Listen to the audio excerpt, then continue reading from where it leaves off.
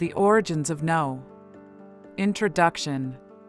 Have you ever felt a spark to try something new, whether in your career, your relationship, or just life in general, only to feel that inner voice whisper, "No, don't do it"?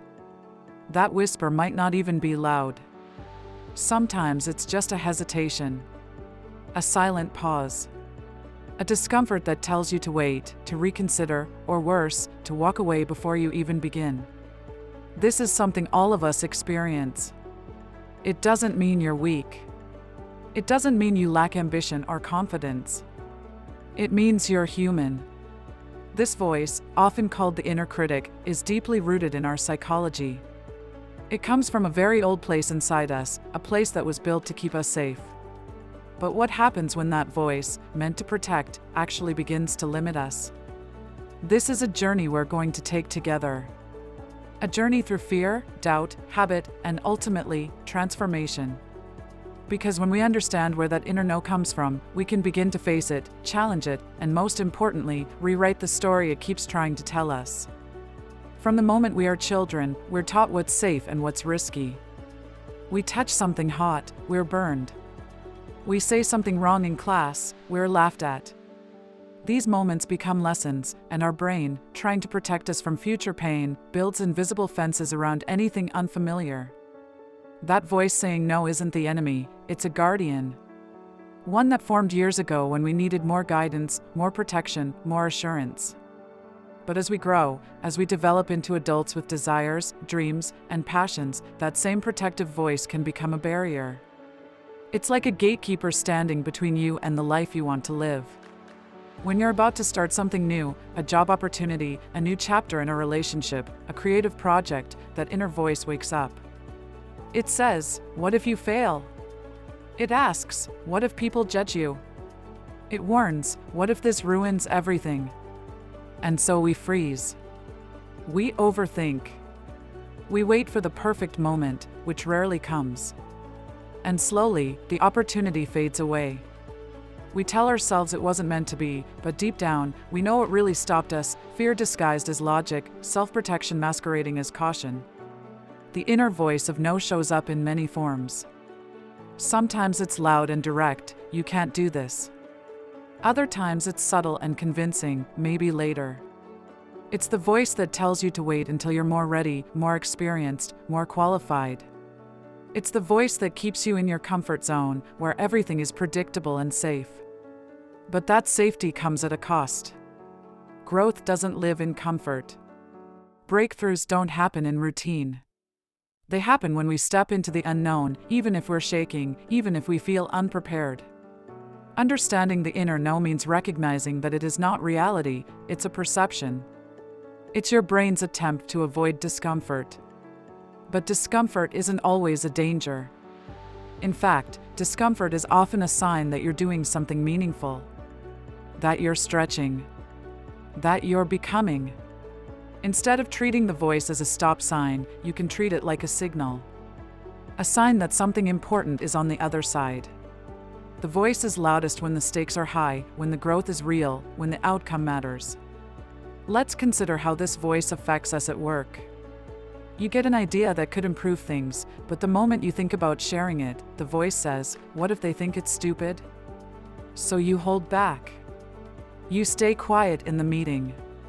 Or maybe you dream of applying for a role that challenges you, but that voice questions, "Are you even qualified?" So you settle. You play small. And every time you listen to that voice, you train it to speak louder next time. The truth is, most of the people we admire, the innovators, the creators, the leaders, they felt that same fear. But they acted anyway. They didn't wait for the voice to disappear.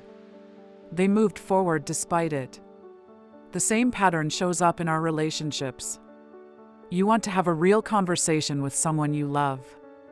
Maybe you need to say something difficult. Maybe you want to express your feelings. But the voice inside says, "What if they don't feel the same?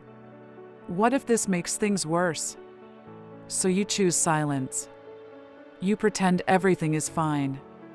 You hold back love, or truth, or boundaries, all to avoid conflict or discomfort. But healthy relationships aren't built on avoidance. They grow through vulnerability, through honesty, through choosing courage over comfort. In our creative lives, that voice can be paralyzing. You want to start a blog, post a video, write a song, launch a business. But the voice says, "Who do you think you are? Why would anyone care?" So you stop before you even start. You bury your ideas under the weight of imagined judgment. And that creativity, that spark, begins to dim. Not because it wasn't good enough, but because it was never given a chance. So what do we do with this voice? First, we stop trying to silence it. That only makes it stronger. Instead, we acknowledge it. We say, "I hear you. I know you're trying to keep me safe." This isn't about eliminating fear, it's about walking with it. Making space for fear, but not letting it drive. When you hear that no, get curious. Ask, what am I really afraid of? What story am I telling myself? Often, the fear isn't about the action, it's about the meaning we attach to it. Fear of rejection becomes a fear of being unworthy.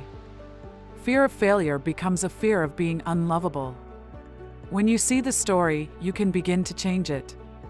You don't need to leap into massive action. You don't need to transform your life overnight. You just need one small, brave step. A conversation. A click. A sketch. A start. Courage is built one step at a time. And every time you act despite the voice, you weaken its grip. You teach your brain that growth is not a threat, it's a choice. That new does not equal dangerous. That fear is not a prophecy. As you keep practicing, the voice starts to shift. It gets quieter. Or you get better at ignoring it. Eventually, the no is no longer a command, it becomes background noise. You've heard it so many times that it no longer controls you. Because now, you've built a track record. You've seen what happens when you act anyway. You've experienced the satisfaction of trying, even if things didn't go perfectly. And more often than not, you'll find the outcome is far better than what the voice predicted. When we live in alignment with courage, everything changes. Our work becomes more fulfilling. Our relationships deepen. Our creativity flourishes. We stop holding back. We begin to trust ourselves. We stop waiting for permission because we realize that permission was ours to give all along.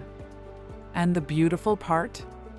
Every time you choose to rise above that voice, you're not just changing your life, you're inspiring others to do the same. People around you see what's possible. They feel braver in your presence. Your courage gives them courage. There will still be days when the voice returns. Days when the fear feels real. That's okay. Progress isn't about perfection, it's about persistence. About showing up again and again, even when it's hard. You'll grow stronger. You'll move faster. But most importantly, you'll become someone who trusts yourself to take the next step, no matter how loud the no gets. Remember, you are not your thoughts. You are not the voice that says you can't. You are the one who decides. The one who tries. The one who dares. And life, in all its richness, opens up to those who dare. Conclusion. The next time you feel the inner no, pause. Breathe. Smile even. Know that this voice is not a stop sign, it's a signal that something meaningful is nearby. That you are about to grow. You don't need to shout back or fight it. You just need to act anyway. One small decision at a time. Choose to speak up. Choose to try. Choose to feel the fear and move forward. That's how lives are changed, not by waiting for the fear to go away, but by walking through it with your head high and your heart open. Because one day, you'll look back and realize that everything changed the moment you stopped letting that voice control you. You'll see the person you've become, not because the voice disappeared, but because you finally stopped believing it. And in that moment, you'll be proud. Proud that you said yes. Proud that you started. Proud that you became more than the voice ever thought you could be.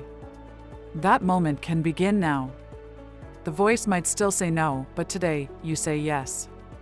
And that changes everything.